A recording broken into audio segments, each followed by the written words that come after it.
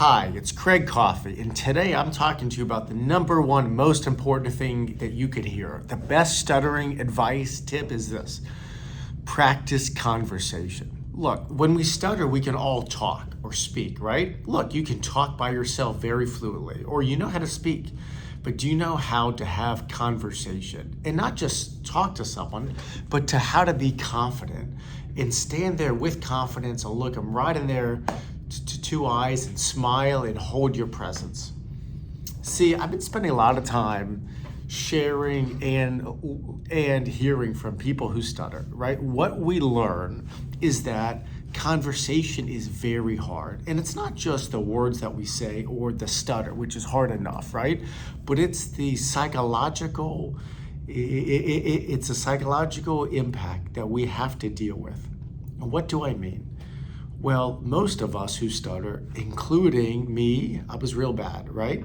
We live in our heads and we put so much anxiety and pressure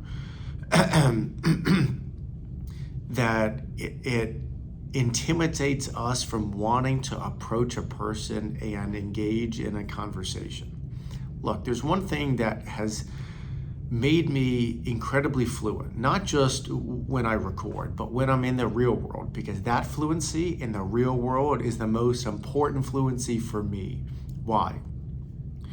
Because the real world is where we find ourselves, right? Where you get enjoyment, where you can challenge yourself. The real world is where you go to school, where you work, right? The real world is where we do when we're not talking to each other online, right?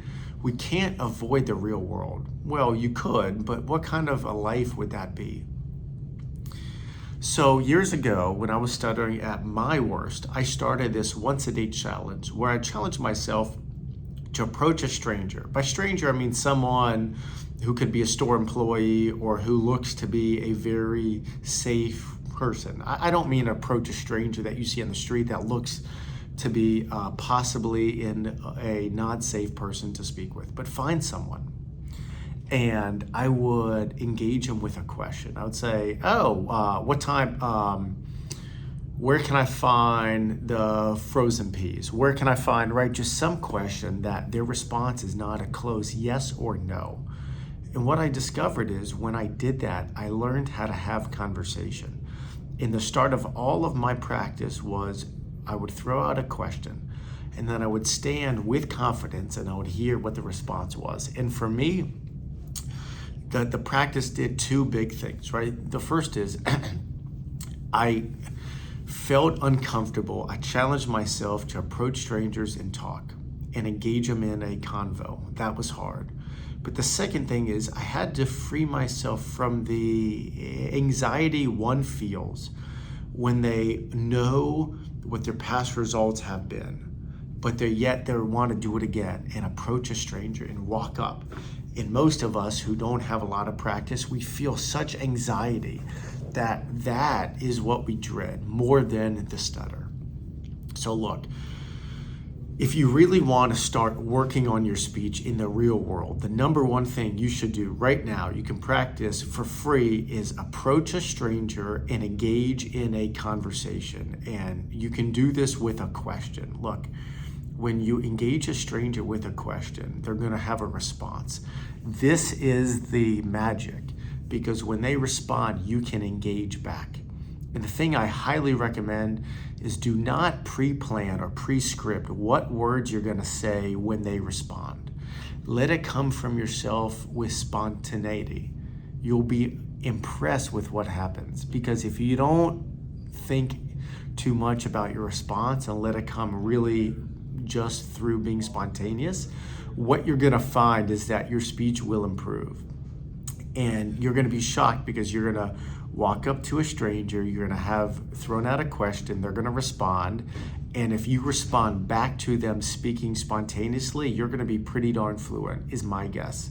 Now, you're going to be scared, you're going to feel pretty intimidated, but I think you're going to find more positive results than you expect. And the more you do this, the more your nerves will reduce. And that is the goal. Some people call it desensitizing. What I would call it is practice. practicing conversation. The more you do it, the better you will be. Look, the last thing I'll say is, I'm sure what I share will scare you, but it's because you're scared that you should do it. Look, we need to challenge ourselves and grow. And because to beat our stutter and to improve ourselves, we have to keep growing in life. And this is a big growth exercise you can do right now. So look, it's hard. I know it's hard, but if you need some encouragement while you try this and do this, put it in the comments below and I will respond, because I've got your back. You can reduce your stutter significantly, and I believe in you. And hey, it's Craig Coffey, and I'll talk to you very soon. Have a great day, and look, you can beat your stutter, and I believe in you. Bye.